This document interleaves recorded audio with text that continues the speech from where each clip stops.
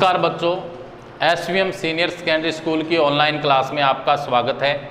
सामाजिक विज्ञान कक्षा 10 अध्याय 1 संसाधन एवं विकास के बारे में अपने चर्चा कर रहे थे।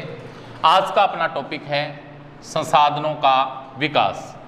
प्यारे बच्चों, आज अपने पढ़ेंगे कि संसाधनों का विकास किस प्रकार हुआ, इस बात पर आज अपने चर्चा करेंगे। संसाधन जिस प्रकार मनुष्य के जीवन यापन के लिए अति आवश्यक है, यानी ये जो संसाधन होते हैं इनकी मनुष्य के जीवन के अंदर बहुत ही महत्ता होती है, मनुष्य के जीवन जीने के लिए बहुत ही महत्वपूर्ण होते हैं।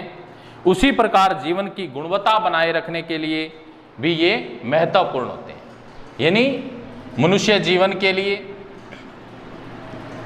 मनुष्य जीवन के लिए, जीवन जीने के लिए वह गुणवत्ता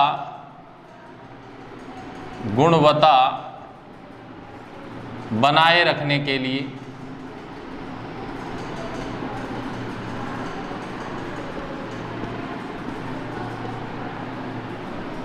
आवश्यक होते हैं।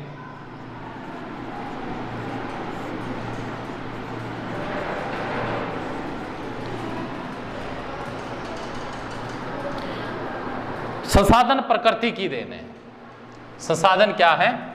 प्रकृति के द्वारा प्राप्त हैं, प्रकृति की देन है। संसाधन प्रकृति के द्वारा क्या है? मिले हुए हैं। मानव ने इसका अंधाधुंध प्रयोग किया, यानी मानव ने अपना जीवन जीने के लिए, गुणवत्ता बनाए रखने के लिए संसाधनों का भरपूर उपयोग किया, जिससे निम्नलिखित समस्याएं उत्पन्न हुई। अब क्या क्या समस्याएं उत्पन्न हुई? जब मनुष्य ने इसका अंधाधुंध प्रयोग किया तो समस्याएं उत्पन्न हुई।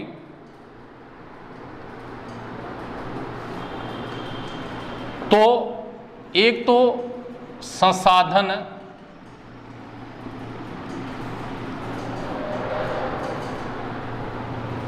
हीन, दूसरा संसाधन संपन्न।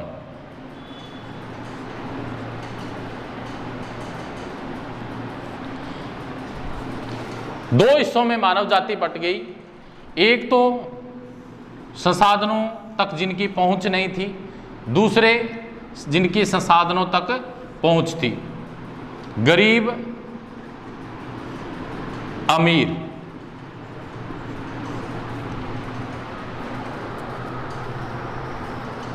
समाज क्या है? दो हिस्सों में बट गया, एक तो संसाधनहीन और एक संसाधन संपन्न। गरीब और अमीर दो भागों में बट गया।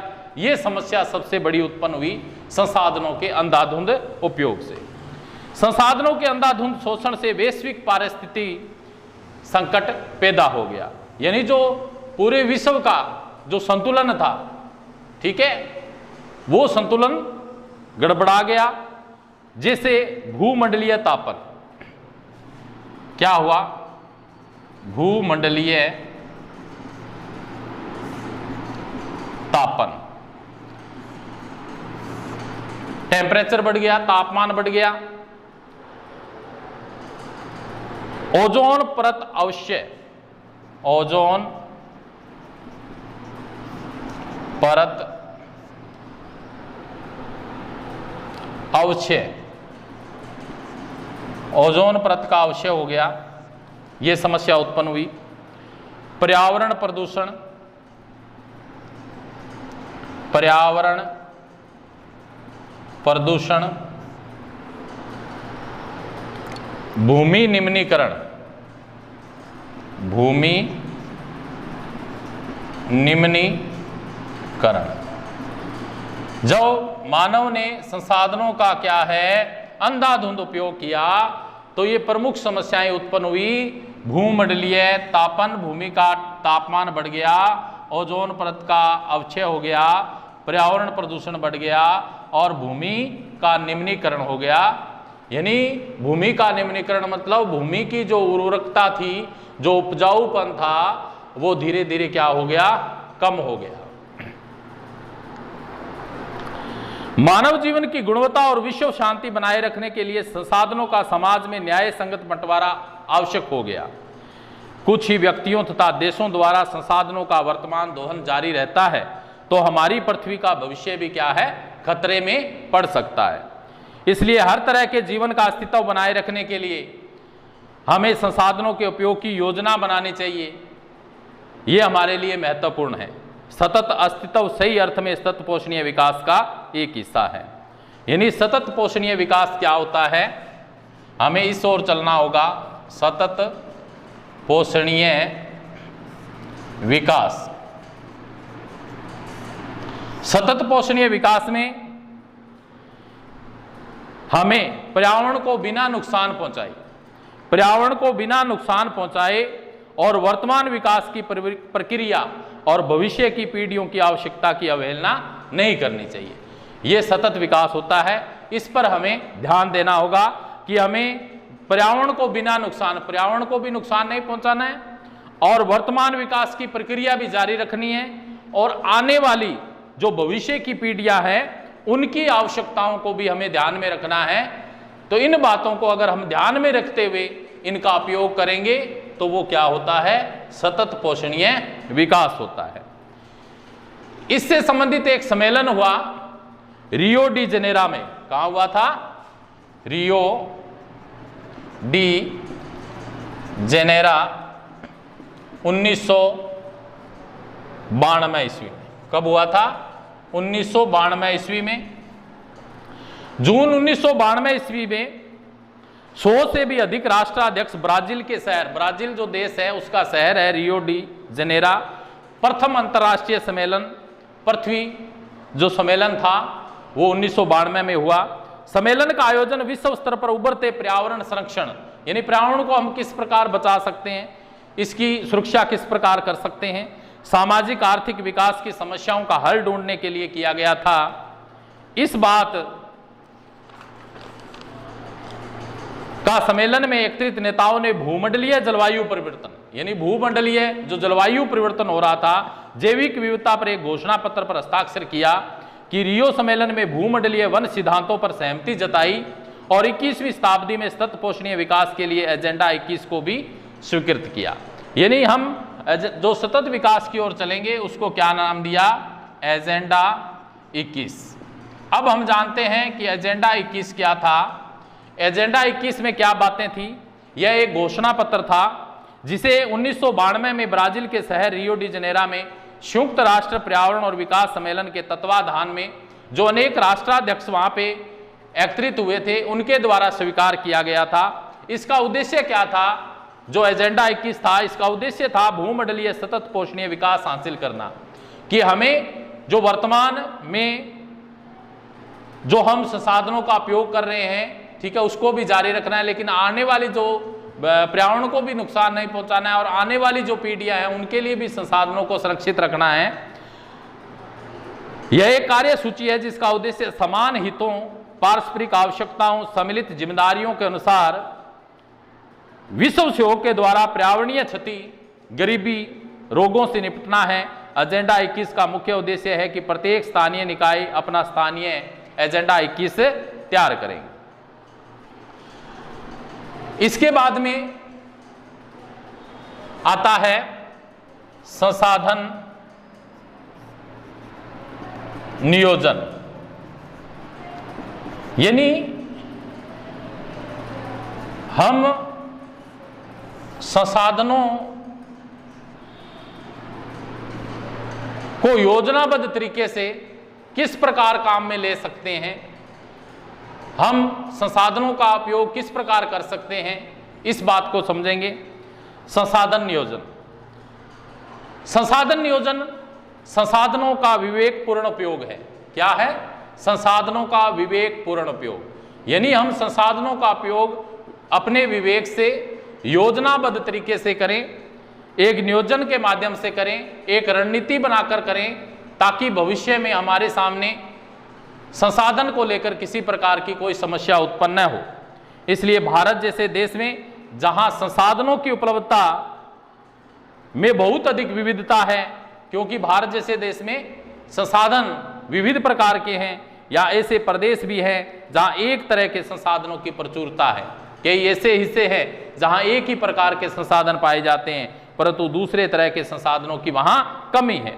कुछ ऐसे प्रदेश भी हैं जो संसाधनों की उपलब्धता के संदर्भ में आत्मनिर्भर हैं, और कुछ ऐसे प्रदेश भी हैं जहां महत्वपूर्ण संसाधनों की अत्यधिक कमी है। उदाहरण जैसे झारखंड, मध्य प्रदेश, छत्तीसगढ़ आदि प्रांतों में खनिजों और कोयले के प्रचुर भंडार है। ठीक है, खनिज कोयले के प्रचुर भंडार कहाँ है? झारखंड, मध्य प्रदेश, छत्तीसगढ़। ठीक है, झारखंड राज्य है, मध्य प्रदेश है, छत्तीसगढ़ है, यहाँ कोयले के प्रचुर भंडार है, खनिज भी प्रचुर मात्रा में है। अरुणाचल प्रदेश में जल संसाधन है, और जल संसाधन की बात करें तो अरुणाचल प्रदेश अग्रणी है, परंतु मूल विकास की कमी है। राजस्थान में बात करें तो पवन सौर ऊर्जा संसाधनों की बहुतायता है, पवन ऊर्जा की और सौर ऊर्जा की राजस्थान राज्य में बहुतायता है, लेकिन जल संसाधनों की राजस्थान में कमी है। लद्दाख का शीत मरुस्थल है, लद्दाख देश के अन्य भागों से अलग थलग पड़ता है। यह प्रदेश सांस्कृतिक विरासत का धनी है, यहाँ जल आधारभूत अवसंरचना, कुछ महत्वपूर्ण खनिजों की कमी है, इसलिए राष्ट्रीय, प्रांतीय, प्रादेशिक, स्थानीय स्तर पर संतुलन संसाधन नियोजन की आवश्यकता है। इसलिए हमें क्या है, चाहे प्रांतीय स्तर है, चाहे राष्ट्रीय स्तर है, चाहे प्रादेशिक स्तर है, चाहे स्थानीय स्तर है, हमें सामंजस्य बनाकर योजनाबद्ध तरीके से क्या है, संसाधनों का उपयोग करना चाहिए।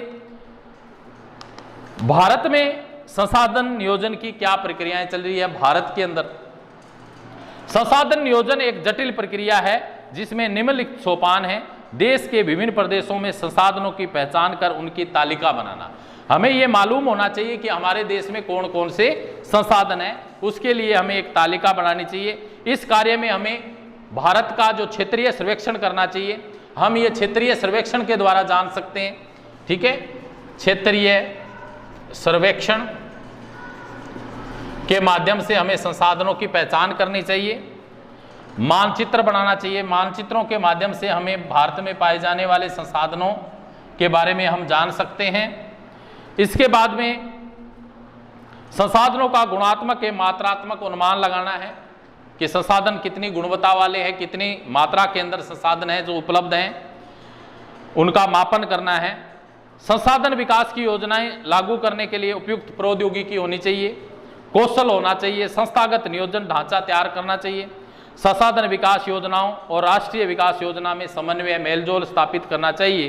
स्वाधीनता के बाद भारत में संसाधन नियोजन के उद्देश्य की पूर्ति के लिए प्रथम पंचवर्षीय योजना से ही प्रयास किए जा रहे हैं। किसी क्षेत्र के विकास के लिए संसाधनों की उपलब्धता एक आवश्यक शर्त है, परंतु प्रौद्योगिकी और संस्थाओं में तदनुरूपी परिवर्तनों के अभाव में मात्र संसाधनों की उपलब्धता से ही विकास संभव नहीं है। देश में बहुत से क्षेत्र हैं जो संसाधन समृद्ध होते हुए भी आर्थिक रूप से पिछड़े प्रदेशों की गिनती में आते हैं। इसके विपरीत कुछ ऐसे प्रदेश भी हैं जो संसाधनों की कमी होते हुए भी आर्थिक रूप से विकसित होते हैं। उपनिवेशन का इतिहास बताता है, ब्रिटिश काल बताता है कि उपनिवेशों में संसाधन संपन्न प्रदेश विदेशी आक्रमणकारियों के लिए मुख्य आकर्षण रहे। उपनिवेशकारी देशों ने बेहतर प्रौद्योगिकी के सहारे उपनिवेशों के संसाधनों का शोषण किया, उन पर अपना आधिपत्य स्थापित किया। अतः संसाधन किसी प्रदेश के विकास में तभी योगदान दे सकते हैं जब वहां उपयुक्त प्रौद्योगिकी विकास और संस्थागत परिवर्तन किए जाए। उपनिवेशन के विभिन्न चरणों में भारत ने इन सब का अनुभव किया। अतः भारत में विकास सामान्यतः तथा संसाधन विकास लोगों के मुख्यतः संसाधनों की उपलब्धता पर ही आधारित नहीं था, बल्कि इसमें प्रौद्योगिकी, मानव संसाधन की गुणवत्ता, ऐतिहासिक अनुभव का भी योगदान रहा। तो प्यारे बच्चों, आज हमने संसाधनों का विकास और संसाधन नियोजन और भारत में संसाधन नियोजन के लिए क्या कार्यक्रम संचालित हो रहे हैं उन पे चर्चा की। आज के लिए इतना ही, नेक्स्ट कल करेंगे। थैंक्स।